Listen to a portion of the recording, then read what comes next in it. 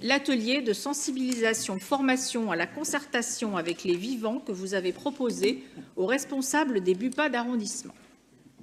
Cet atelier de sensibilisation permet, je cite, « je n'invente rien », de prendre en compte les intérêts des vivants non humains, d'orienter les décisions politiques autour d'un enjeu d'aménagement local à partir d'une assemblée temporaire de parties prenantes humaines et non humaines.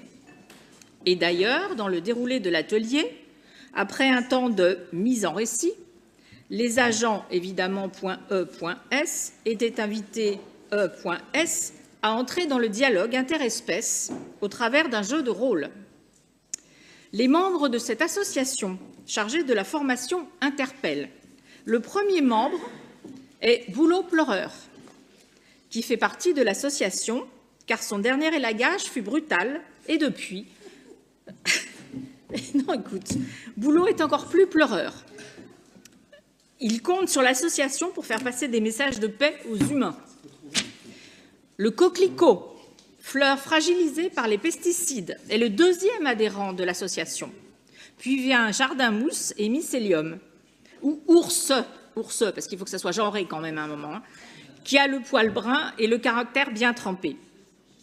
Donc tous ces membres à part entière de cette association, qui, je vous le rassure, comporte aussi quelques vivants humains, était-il indispensable pour la formation de nos agents? Pincez-moi, je rêve. Monsieur le maire, madame l'adjointe, je pense vraiment avoir l'esprit ouvert et comprendre qu'à titre individuel, vous ayez envie de dialoguer avec un boulot pleureur, un coquelicot ou une ours brune.